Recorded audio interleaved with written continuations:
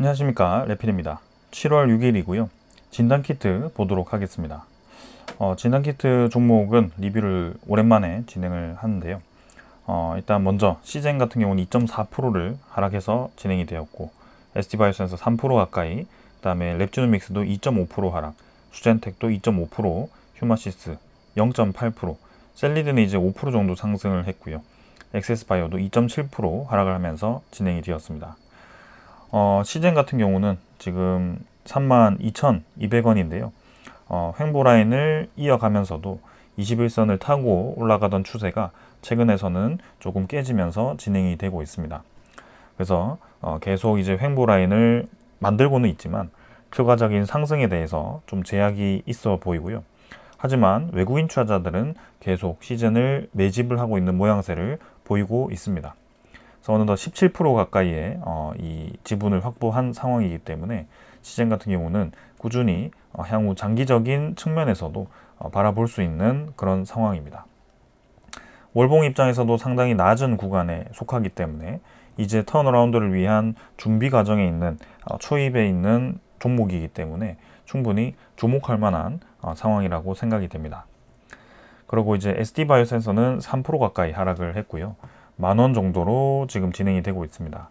시젠보다 훨씬 낮게 주가가 지금 추세를 깨고 내려가고 있는 상황이고, 어느덧 61선까지도 이탈을 시키면서 진행이 되고 있습니다. 아무래도 장기적인 측면에서는 실적에 대한 개선이 더 필요하다라고 보여지는 종목이고, 그리고 최근에 이제 코로나에 대한 이슈가 좀 잠잠해지면서 ST바이오센서도 힘이 좀 빠지는 모습을 보이고 있습니다. 특히 최근에는 이제 기관 투자자에 대한 매도 물량으로 좀 떨어지고 있는 상황인데요. 계속해서 이 추세가 하락으로 진행이 되는지 지켜볼 필요가 있겠습니다. 랩지노믹스도 60원 정도 하락했고요. 지금 61선 근처에서 계속 주가를 형성하고 있습니다. 지지를 하는 듯 하면서도 위아래로 지금 흔들고 있는데요.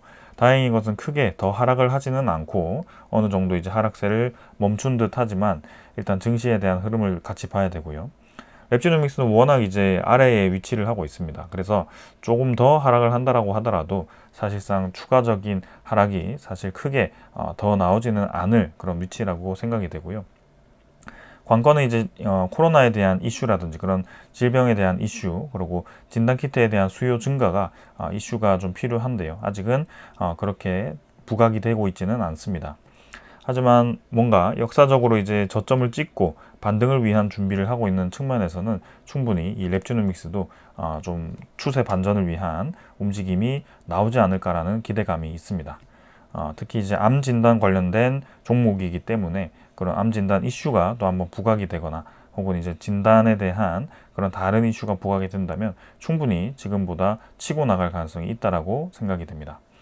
최근에는 이제 금융투자와 외국인 투자자 위주로의 매도가 집중되고 있고요. 금융투자는 매도를 계속 보여주고 있습니다. 투시는 이전에 한 100만 주 가까이를 매수하고 나서는 크게 지금 움직이지 않고 있는데요. 이 이유가 무슨 움직임인지는 계속 지켜보도록 하겠습니다. 수젠텍도 지금 170원 정도 하락했고 61선 이탈시키면서 최근에 이제 나왔던 이제 상승분을 대부분 이제 반납을 해주고 있습니다. 그래서 마찬가지입니다. 지금 거래량 축소되어서 지금 떨어지고 있는 추세이고요. 어떻게 보면 이전에 피크를 찍고 떨어지던 패턴과 좀 유사하게 진행이 되고 있습니다. 속도를 좀 지연시키면서 위를 굉장히 오랫동안 횡보를 해서 조금 더 시세를 이어나갈 거라고 생각을 했는데요. 지금 최근에 한 2주 정도는 계속 이제 이슈가 부각이 되지 않으면서 좀 이렇게 하락세로 진행이 되고 있는 상황입니다. 휴마시스도 지금 1,440원 정도로 진행되고 있고요. 이제 막 떨어지다가 61선 아래로 떨어지다가 위로 살짝 들었는데요. 아직은 21선과의 갭이 있고 21선을 뛰어넘지 못한 그런 상황입니다. 전반적으로는 좀 추세가 아직은 하방으로 진행이 되고 있다. 셀리드는 이제 481선을 찍고 반등을 하기 시작했는데요. 의미 있는 반등이 될지는 더 지켜볼 필요가 있겠습니다.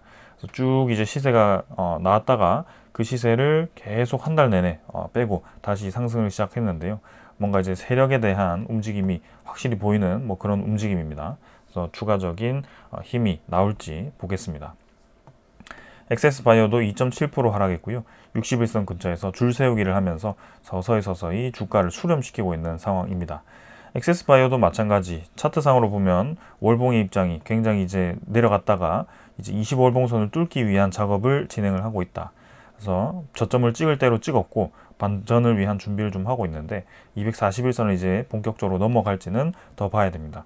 근데 형상으로 봤을 때는 확실히 이제 이 구간을 횡보를 시키다가 튀어나갈 수 있는 그런 이 기술적인 분석이 가능한 지점이기 때문에 그 소스가 이제 과연 따라올 것인가는 사실 우리가 의문이죠. 그래서 그거는 계속 눈여겨서 볼 필요가 있습니다. 그래서 진단키트 대부분의 종목들이 지금 하방을 굉장히 오랫동안 경험을 했고 그 자리를 꽤 오랫동안 자리를 잡았습니다. 그래서 최근 이슈에 의해서 잠깐 튀었다가 떨어지긴 했지만 분명히 이제 올해 내에 올 가을이라든지 겨울에도 코로나에 대한 이슈가 다시 한번 부각이 될 거고 주기적으로 나오는 점, 그다음에 이제는 그 코로나가 약해졌다라고 하더라도 이제 니파 바이러스라든지 새로운 바이러스가 또 한번 부각이 될 때는 지금 현재 지점에서는 충분히 튀어나갈 수 있는 그런 저력이 있습니다. 그래서 그런 면으로 봤을 때 충분히 가능성이 있어 보이고요. 그리고 코로나와 같은 이제 진단 혹은 이제 그런 다른 질병에 대한 진단보다도 우리가 이 인류가 극복하지 못한 암에 대해서도 이제 진단을 할 수 있는 기술을 가진 몇 기업들이 있습니다. 그 기업들도 향후 장기적으로 봤을 때는 충분히 성장 가능성이 있는 기업이다 보니까 주목을 해볼 만합니다. 자, 그렇게 봤을 때 이제 장기적인 투자가 가능한지를 좀 봐야 되는데요. 일단 진단키트 대부분의 종목들은 코로나 이슈 때 좀 돈을 꽤 벌었습니다. 그래서 유동 비율이 꽤 괜찮은 기업들이 많고요. 정말 힘들어서 유상증자를 당장 해야 된다는 아직은 아니지만 향후 이제 몇 년 안에는 또 이제 그 유동 비율이 바닥에 날 수 있기 때문에 그 부분은 또 주의를 해야 된다. 근데 당장은 한 2년 이상은 그 유상증자라는 이슈 없이 진행이 가능해 보이고 특히 CGN이라는 종목은 최근에도 이제 돈을 많이 벌고 있는 기업이다 보니까 그런 이슈는 전혀 없이 장기적인 성장이 좀 가능한 그런 상황이라고 좀 생각이 됩니다. 특히 외국인 투자자도 계속 지분을 확보해 나가고 있고요. 충분히 주목할 만합니다. 자, 그러면 이제 이 상황을 제외하고 이제 코로나에 대한 이슈를 보고 우리가 주목을 하긴 했는데요. 그 코로나에 대한 이슈가 지금 현재 어떠한 상황인지 잠깐 체크를 해보겠습니다. 호주 상황입니다. 호주는 지금 오늘 570명이 확진이 되었는데요. 주말 이슈다 보니까 좀 확진자가 감소하기도 했습니다. 그러나 위크로 보았을 때 확실히 저번 주보다 확진자 수가 줄어들기 시작했다는 점이고 오늘만 제가 본 게 아니라 사실 매일매일 확인을 해보고 있습니다. 그러나 전반적으로 일주일 전보다 환자 수가 줄어들고 있다는 것을 확인하고 있고 실제로 일주일치의 평균 확진자를 보았을 때 매일 원래 1.2K였는데 1K로 줄어들었습니다. 그만큼 이제 호주에도 확진자 수가 줄어들기 시작했다라는 추세가 나타나기 시작했다는 것. 그리고 특히 인도가 지금 액티브 환자 수가 1000명 수준으로 떨어졌습니다. 이제 곧 1000명 아래로 떨어질 것으로 보여지고요. 계속해서 환자 수가 줄어들고 있는 형국입니다. 특별하게 지금 환자 수가 많은 이제 지역이 거의 없는 상황이고요. 코로나에 대한 이 이슈가 굉장히 빠르게 인도는 상황이 정리되는 듯한 모습입니다. 새로운 변이가 나와서 또 한 번 이제 확진자가 늘어날 가능성은 있겠지만 지금 당장에서는 코로나가 큰 이슈를 끌기에는 지금 인도는 너무나도 방어를 잘 한 것 같습니다. 그리고 이제 한국이 제일 이제 우리가 이슈였는데요. 한국에 대한 26주차 데이터가 금요일에 발표가 되었습니다. 26주차 때도 특별한 데이터는 없었습니다. 지금 급성호흡기 감염증 중에서 코로나19에 대한 입원 환자 수는 매주 지금 감소를 하고 있는 상황이고요. 어떻게 보면 19주차부터 계속 줄어들고 있다라고 봐도 무방한 데이터입니다. 그리고 26주차에 들어와서도 사실상 이제 이 중증 급성기 호흡 감염증이 늘긴 했지만 사실 유의미하게 늘었다라고 보긴 애매한 그런 수치이고요. 잠깐 튀었을 수도 있습니다. 20주차와 21주차도 이렇게 갑자기 튀었던 데이터가 있었기 때문에 몇 주치를 더 봐야 되고요. 가장 우리가 주목하고 있던 하수 감시 현황을 보시면 코로나에 대한 양이 확실히 매주 감소를 하고 있다는 것을 볼 수가 있습니다. 1, 2주차 치는 감소할 수 있다고 치더라도 이렇게 3주 연속 그것도 급격하게 감소한다는 것은 이 코로나에 대한 이슈가 우리나라에서도 좀 잠잠해지고 있구나라고 생각이 되고요. 그리고 검출률 자체는 8.6%로 여전히 그래도 높은 수치에 위치를 하고 있지만 특별하게 지금 이 코로나가 지금 우리나라에 유의미하게 유행을 하고 있다라고 보기에는 좀 애매한 수치인 것 같습니다.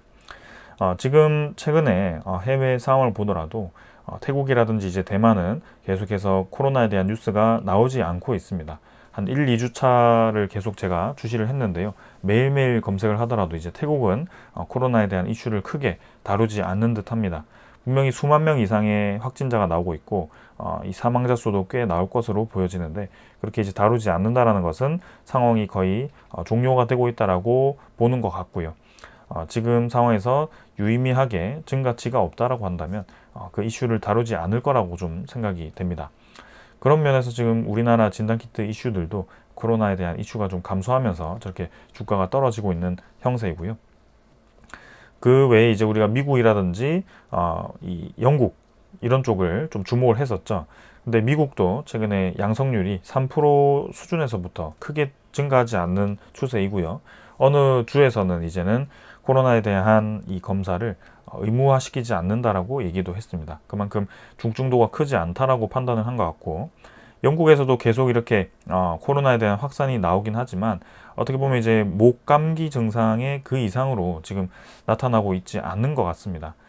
태국이라든지 대만은 워낙 이제 많은 확진자 수가 빠르게 퍼져서 그렇게 사망자 수가 나오면서 이슈가 되었는데요. 저는 그런 다른 국가들도 동일한 이슈를 겪을 거라고 생각을 했었습니다. 근데 생각보다 확진자 수가 크게 퍼지지 않고 있고 인도 같은 경우만 보더라도 잠깐 피크치로 증가하다가 줄어드는 모습을 볼 수가 있었습니다. 그래서 지금 전 세계에는 두 가지 종류의 변이가 크게 유행을 하고 있고요. MB1.8.1과 XFG라는 변이가 유행을 하고 있습니다. 근데 XFG라는 변이가 조금 더 회피율이 크기 때문에 주목을 해야 되는 변이 중에 하나인데요. 지금 이 영국에서는 XFG가 거의 대부분의 변이를 차지하는 것 같습니다.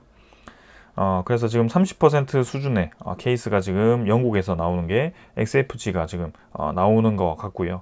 그 XFG가 근데 다른 변이 대비해서 유의미하게 중증도를 높이거나 그러지는 않는다라고 다루어 놨습니다. 그래서 확실히 이슈가 되기 위해서는 좀 그런 코로나에 대한 위협이 좀 느껴져야 되는데요. 최근에서는 그냥 전염성은 좋으나 크게 우리에게 위협을 주지 않는다라는 측면에서 지금은 이슈가 많이 감소했고 그런 이 이슈가 더 이상 활용이 되지 않는 것 같습니다.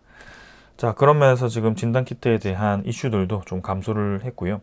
지금 이 추세로 본다면 사실 코로나 이슈가 단기간에 다시 한번 나오면서 좀 진행되기가 어렵지 않겠나라는 생각이고 한국에 대한 이슈가 사실 나올 거라고 예상을 했는데 저렇게 이제 하수 검출률을 보았을 때 상당히 많이 떨어진 걸 봐서는 단기간에는 그런 이슈가 나오지 않을 걸로 보여집니다.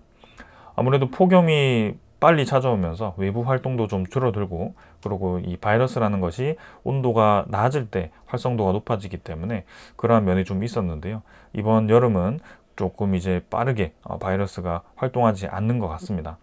자, 그렇다고 한다면 이제 한 두 달 뒤에 이제 두 달, 세 달 뒤에 그런 이 온도가 좀 떨어지고 계절 환절기가 왔을 때에 대한 그런 주의를 좀 기울여야 되는 상황이고요.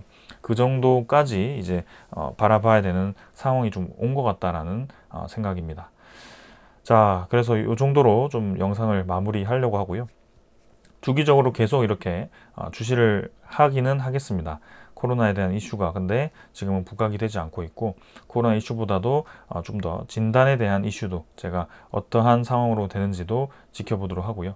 일단 미국 내에 있는 모더나라든지 혹은 이제 퀴델이라든지 퀴아젠 이런 에보트 이런 종목들이 최근에는 좀 우상향하면서 단기간에 이제 상승을 하는 그런 모습을 좀 보여주었기 때문에 코로나 이슈가 아니더라도 그런 바이오 진단 테마들이 다시 한번 움직일 수 있는 시기가 오지는 않을까라는 생각을 계속 하고 있습니다. 자, 오늘 여기까지 하고요. 네, 또 조만간에 영상을 다루어서 찍도록 하겠습니다. 감사합니다.